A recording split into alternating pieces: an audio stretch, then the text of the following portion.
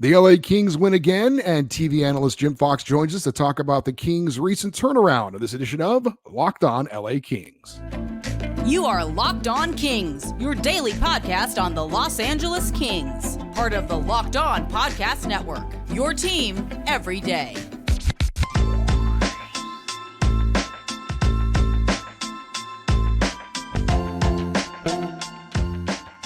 Hey, Kings fans, welcome to Locked On LA Kings, part of the Locked On Podcast Network, your team every day. Thanks for making Locked On LA Kings your first listen every day. We are free and available wherever you get your podcasts. We'd love you to leave us a positive comment on Apple Podcasts if you're a fan of the show. And we're also on YouTube. Please like and subscribe if you're enjoying this content. I'm Eddie Garcia, your host of Locked On LA Kings. I've worked in sports media for the past 30 years, 20 plus years at the Fox Sports Radio Network. Also co-host of the Puck Podcast, a weekly NHL review show that's been putting out content for the past 17 years, and a passionate LA Kings fan for over 30 years. Today's episode is brought to you by FanDuel. Make every moment more. Right now, new customers get $150 in bonus bets with any winning $5 bet. That's $150 if your bet wins. Visit FanDuel.com/lockedon to get started. Well, we are happy to be joined once again by former Kings player and longtime TV analyst Jim Fox. And Jim, it's been a while since we've had you on the show. Good to have you back, and thanks for doing this. All right, Eddie. Great to be back. Thanks for having me again. Well, last time we spoke, we were still in the first month of the season, and a lot has happened since then. At one point, the Kings looked like one of the top teams in the league. Then they fell on some hard times. There was a coaching change, and now it looks like maybe they're starting to get back on track. They beat the Blue Jackets 5-1 in their last game, improving to 5-1 under interim head coach Jim Hiller. Jim, you played 9 seasons in the NHL, all for the Kings. I'm assuming at some point you were on a team that was part of an in-season coaching change. From your perspective as a former player, what is that like as a team? Well, I think the first thing that enters is guilt. You feel bad that someone lost a job because that your performance was not living up to what everyone expected. I think that's the first thing that goes through everyone's mind. Then there is a resurgence.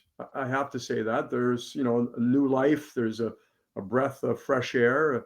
It's just a feeling that comes around because you're in the middle of the season. Probably things are not going well, and you want to turn it around, and you're looking for any way to do that. So I think there's a couple of different feelings that go on, but mostly the understanding that the next game is right around the corner, and you got to play that one. You got to win that one. Well, we mentioned 6 games so far under Jim Hiller, 5-1, so certainly appear to be trending in the right direction. What are some of the things you've seen so far that are a bit different? There are some differences. There's no question. I think when Rob Blake made the announcement, he talked about different as opposed to being better, hoping that different will be better. But I think the first thing that stands out as a group is personnel usage by Jim Hiller, especially coming out of power plays and penalty kills. If there are 3 or 4 of those in a row, or he wants to make sure that certain players are not sitting too long. So there have been times where after a special team, a situation, that Jim Hiller will go with 3 new guys on the same line, like 3 complete. He just wants to make sure, especially with his top 9 players, as far as forwards, that they're going to be, in the game and not sitting too long. So he's not afraid to do that. He's not afraid to make line changes during a game, certainly more than in the past.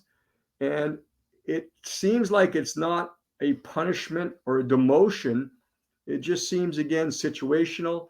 It seems like he's trying to, one thing he talked about when he first joined was picking up the confidence of the group. So sometimes you're giving a guy an extra shift just to make sure he knows that, you believe in him. And then even on the back, the pairs. And again, that's Trent Yanni mostly handling that. But, you start a game, for instance, with Englund and Roy. But late in the period or late in the game, you go with Gavrikov and Roy. And Brent Clark has a chance to kind of sit out, those types of things. So I think the biggest difference for me, at least as a group, has been the usage of personnel in special team, coming out of special team situations, and just keeping the flow of the game going. He feels that the guy's legs will be going, not sitting too long. Pierre-Luc Dubois has obviously been in the spotlight all season long, coming over as the big offseason acquisition in the trade, and he certainly has had his detractors, and some of it has been justified. That said, it seems like he is playing his best hockey lately.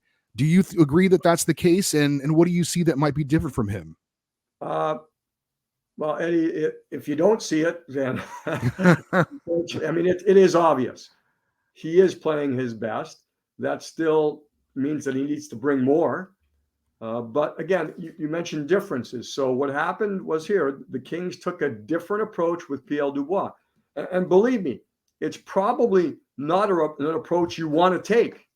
But I think the coaching staff is trying to find any way possible to get PL going. So what they did, they devised a point system for him, which has nothing to do with goals or assists, but to evaluate his game on a game-by-game basis, 5 or 6 categories in which he builds up points at the end of the game. They take a look at the points, they sit down with him, they evaluate, they rate, and they discuss with him what's going on. So it's a much more personal approach with Pierre-Luc Dubois. Again, I mentioned you would hope that would not be needed, that things had gone well early, so you didn't need to do something like that. But now they have. So, for instance, since the break, he's drawing more penalties than any Kings player. Since the break, his hits are tripled per 60 minutes than before the break. The points are on the board. Those are coming too. So it is a noticeable. I think another thing to me that really stands out there is this. It's not only the number of hits that increased for Dubois. To me, it's the force of the hits. He's laying out some big hits since the break every single game. And sometimes that sends a message to the other team, and sometimes it sends a message to your own team. I know Jim Hiller has said over and over again, the goal is to get back to where they were before, when they did look like one of the top teams in the NHL. Do you think, or I should say, what do you think we need to see from them to indicate that they are back to that level? Is it just consistency, doing more of what they've done recently, or is there other things? You know, Eddie, to me, consistency is an interesting term and used in sports all along. If you're not consistent, you're not good enough. That's all there is. It might be a focus issue. It might be your inability as an individual to focus on a certain situation, and that wavers. So you have to learn how to become mentally strong or stronger than you have in the past. It could be a fitness issue where some nights you're doing very well, and then you're not necessarily in the top condition. So then you can't carry that through to the next night and the next night. So that's consistency. But I think as a group, again, one thing Jim Hiller brought up was holding leads. It was a struggle in the first half, or, you know, even before the coaching. I mean, even the first 24 games where it was pretty good, there were still some issues there with holding leads. So since the break, that does not seem to be an issue anymore, not as much of an issue. I think league-wide, what we're seeing is that it's no longer as easy to hold a lead. That's a byproduct of rules that have changed over the years, the skill that is now on rosters that maybe used to carry a line that was their checkers. Now everyone can, play with skill. But that's the, the thing they wanted to attack. And I think so far so good. Another area which is always looked upon, and it was the biggest question mark coming into the season, was the goaltending. And so if the Kings, and they still feel, and they felt coming into the season, is this: they get average goaltending, they're going to be fine. And great early, it slipped, and now it seems to be coming around again. And Eddie, if I can, long-winded answer, but to first 24, great. Next 24, awful. And then since then, hopefully better and better and better. But what happened was, in areas like shooting percentage, which means maybe you're not getting to the same areas, save percentage, maybe you're not defending as well as you once were, or in goal, because it's such an individual position, perhaps the play of the goaltenders not able to be as consistent as you would like it. Some of those categories, they went from second best to second worst. So that's why, that's probably why the coaching change was needed. They didn't go from second best to middle of the pack. It was a 180 turnaround. And I think that brought a lot of concern to everyone. And for that reason, they made the change. So I would point to goaltending once again. If the Kings get solid goaltending, average goaltending, that goes a long way. We've got more with Jim Fox, including talking about a couple of special goals from a pair of talented young Kings. That's next here on Locked On LA Kings, your team every day. We are driven by the search for better, but when it comes to hiring, the best way to search for a candidate isn't to search at all. Don't search. Match with Indeed. Indeed is your matching and hiring platform with over $350 million global monthly visitors, according to Indeed data, and a matching engine that helps you find qualified candidates fast. Ditch the busy work. Use Indeed for scheduling, screening, and messaging so you can connect with candidates faster. And Indeed doesn't just help you hire faster. 93% of employers agree Indeed delivers the highest quality matches compared to other job sites, according to recent Indeed surveys. Indeed's matching engine is constantly learning from your preferences, so the more you use Indeed, the better it gets. Join more than 3.5 million businesses worldwide that use Indeed to hire great talent fast, and listeners of this show will get a $75 sponsored job credit to get your job more visibility at Indeed.com/lockedon. Just go to Indeed.com/lockedon right now and support our show by saying you heard about Indeed on this podcast. Indeed.com/lockedon. Terms and conditions apply. Need to hire? You need Indeed. And get buckets with your first bet on FanDuel, America's #1 sportsbook, because right now new customers get $150 in bonus bets with any $5 bet. That's $150 if your bet wins. Bet on all your favorite NBA and NHL players and teams with quick bets, live same-game parlays, exclusive props, and more. Just visit FanDuel.com/lockedon and shoot your shot. FanDuel, the official sportsbook partner of the NBA. More with former LA Kings right winger Jim Fox. And Jim, let's go back to this past weekend. The Kings are in Boston, and Brent Clark gets his first NHL goal, a breakaway in overtime to win a big game for the Kings. Obviously, a very special moment. I'm sure you remember your first goal, but what a special one for Brent Clark, and a player that the Kings are obviously very, very excited about. What a moment for him. It's the type of player, Brent is the type of player that the Kings don't have. And very few teams do, to be honest. The ceiling is very high. Independent sources that I've talked to, not Kings people, say he will be a star. You can see that in his skill level. You can see that in his elusiveness. You can see that in his deception. You can see that in the way he thinks the game. He's dynamic. He's a home run hitter. He wants to make a difference every single shift on the ice. Now, that will have to be tapered, no question. But you love to have that and then pull it back, as opposed to asking something from a player that's not capable of giving what you're asking. So Brent Clark is unique in that. Now, on his goal, it's a breakaway. So as a defenseman, he's going to get 5 breakaways in his entire career. But you did get a chance to see the skill. You got a chance to see the confidence that he has. You know, one-on-one with a goaltender, and I mean, the moves he made, you have to have the skill, the edge work, the hands, the eyes, and the confidence to do that. And he did that. So it's something that the Kings will work with.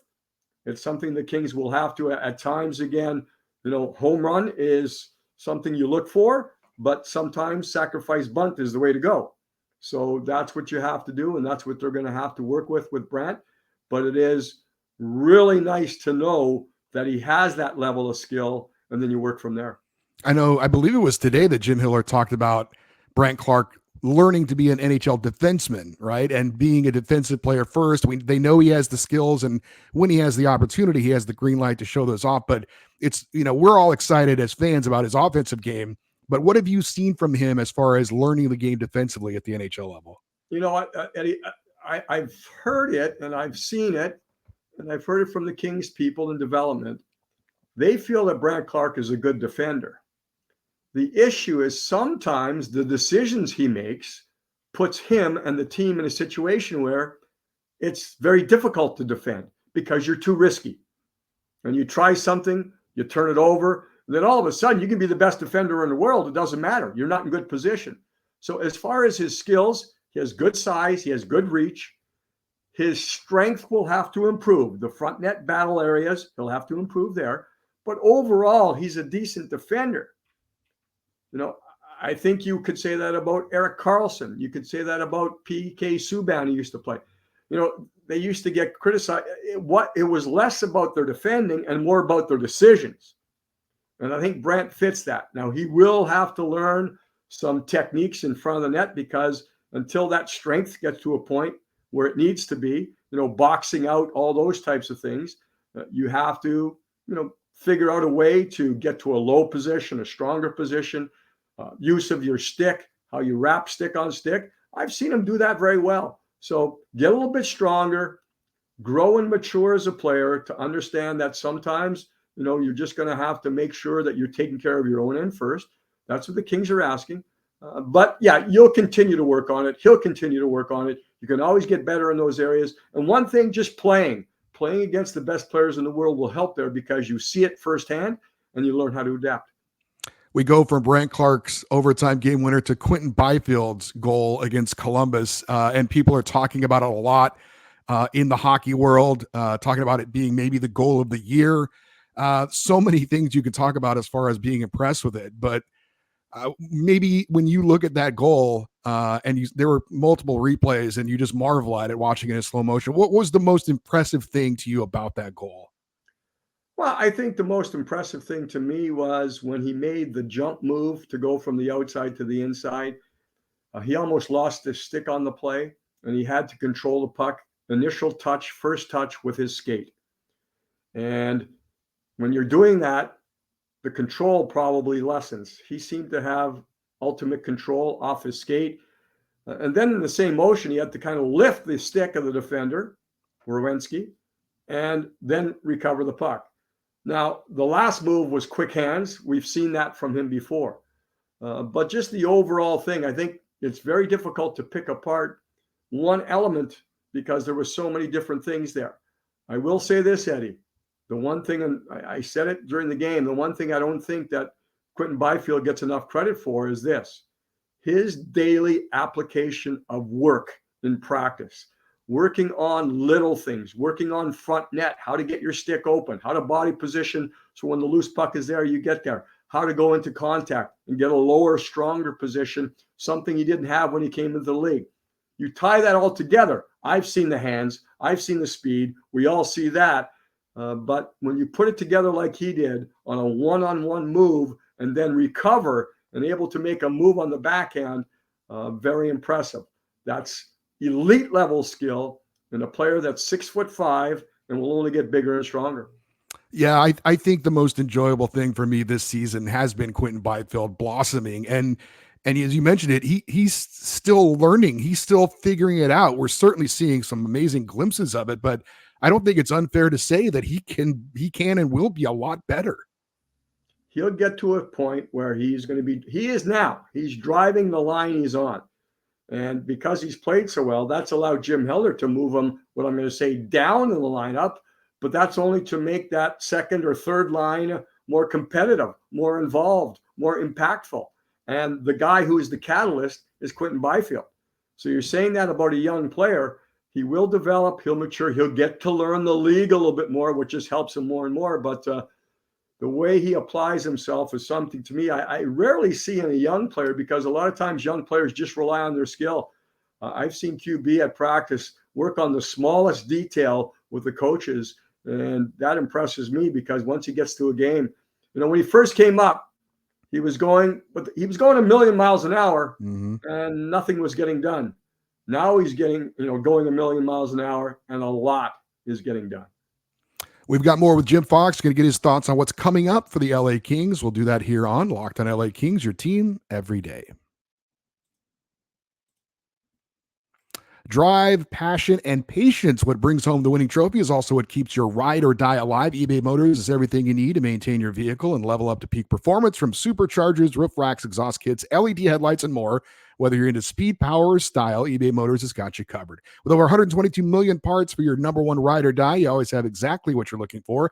And with eBay's Guaranteed Fit, your part is guaranteed to fit every time, or your money back. Because with eBay Motors, you're burning rubber, not cash. With all the parts you need at the prices you want, it's easy to turn your car into the MVP and bring home that win. Keep your ride or die alive at ebaymotors.com.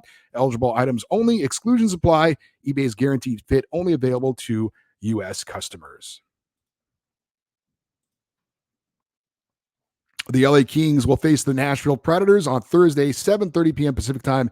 Catch every moment of the hometown broadcast to your LA Kings with SiriusXM on the SXM app. Just search LA Kings. And being a part of that broadcast will be Jim Fox, along with Nick Dixon and Daryl Evans for that game coming up against the Predators. A big one, as Nashville is one of those teams chasing the Kings for a wild card spot. I don't want to talk more about possible playoffs in a moment, but there is a bit of, I don't know, worrisome news, I guess. And you saw it immediately in the Blue Jackets game. First home shift for Victor Arvidsson, and you saw immediately something was off. Kings PR says it's a lower body injury. I don't know if you've heard anything as far as the details of it, but Victor Arvidsson at this point is it's worrisome. I guess I'll ask this: what have you seen as far as him being with the Kings that has made the team better, and how important will it be for him to be back at some point this season? Generally speaking, Eddie, is this: when Victor Arvidsson is on your team, that adds about 5 minutes to every game where the other team is worrying about you and you're not worrying about them, because he's bouncing around, he's creating, he's shooting. He's a shot volume type of player. And you say sometimes it's not the best. You know what? When you're shooting, the other team's not. And that's a good thing. So that's the one general thing I've noticed since he jumped back into the lineup for the 3 games. Whereas that, all of a sudden, the Kings are in the offensive zone for 3 or 4 shifts a night, where if Arvidsson's not there, it's not happening. He does bring an energy. He does bring a contagious energy. Well, other guys are able to jump into it and follow him, and he kind of pulls them into the game. So there's the skill aspect. There's also the intangible aspect there of what he does that way. Now, I don't know any more details than you do. Jim Hiller did address it at practice today. He did not have any details. To me, just reading between the lines, it's probably going to be more serious than day to day. I don't know anything else. In my job, they tell you not to speculate. And this is probably one of those, because it was very difficult. There wasn't a hit involved. There wasn't something you could say, okay, that's possible, shoulder. You really couldn't tell what was going on. So it is worrisome to me. I will say that. And the Kings certainly need him. And if I can, it's no big deal, but it's a national game against Nashville, and I have the night off. So. Okay. You know what? I was going to ask you about that, because the game against Boston was also a national game. So when you're not on the job, I assume you're still in the arena. Are you in the press box just watching? Are you able to just kind of, I don't know, unplug a little bit and just enjoy watching a game when you're not working? How does that work for you? On the road, I'm usually at the game. That's the way it is. At home, when there's home game, there's some games I go. There's some games I watch it on TV. That type of thing. That varies back and forth, but certainly involved at some point, at least as a spectator and a fan. And that's, like I say, it's 90% of the time I'm there, but there are certain times at home where it's a good idea to just sit back and watch a telecast, watch another broadcast, and see what's going on there. I know you're not a general manager, and I've never been one, but of course, everyone wants to speculate on the trade deadline is coming up. I know the Kings are up against the cap. There's been some talk of maybe them wanting to upgrade as far as maybe depth at the goalie position. You talked about the goalie position as well. Is there anything in your mind that the Kings can do at the deadline, or maybe are looking to do at the deadline? What they can do, Eddie, is this: make sure they're in a position to be a buyer as opposed to a seller. And, going into the break, we weren't sure about that. That's right. If they came out of the break and lost 4 or 5, and then you go another week or so and things aren't coming together, then all of a sudden you're on the outside looking in, and then you have unrestricted free agent players, you have restricted free agent players going into next year, and you have to make decisions. So I think the best thing they can do is be as consistent as possible, putting points on the board, so that when you get to that point, it is about retaining players and keeping those players and going hopefully on a playoff run, to win at least one round, get by that first round. I've heard the goaltending things. I don't know if it would be as much depth. I think you would looking to improve the goaltending, meaning you would bring someone who would be considered more proven at this stage of their careers than anything the Kings have right now? That's always a position that teams look at. But I think with the Kings, it was a big question mark going in. I think that would probably still be the case. Other than that, it is very difficult to make an impact move if you don't move impact players yourself, because you have to have dollar in, dollar out. That's what's going to have to happen. So I would expect, if there is an area, I would expect it to be goaltending. And Jim, one final question for you. 28 games left in the regular season. Kings are 1 point back of Edmonton for that third spot in the Pacific, although they have played a few more games than the Oilers. 6 point lead on the Blues and Predators for that number one wildcard spot. Are you feeling good about the Kings being a playoff team this year?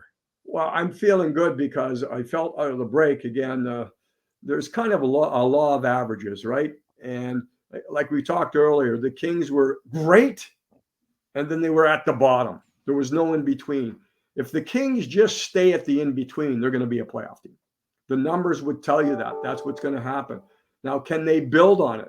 It looks like they're building on something now. It looks like, Jim Hiller says they're not back to where they were the first 24 games, but obviously with the results they're getting, they're playing much better. They are holding leads. They're getting to situations where the starts have been really good. So, and again, the usage of players, there's some differences there. We really have not seen a lot of structural changes. Again, that would be very difficult to do during a season. You do see some late period. Again, I think it has to do more with personnel and how they're used than anything that players are asked to be doing differently as far as strategy and system and that.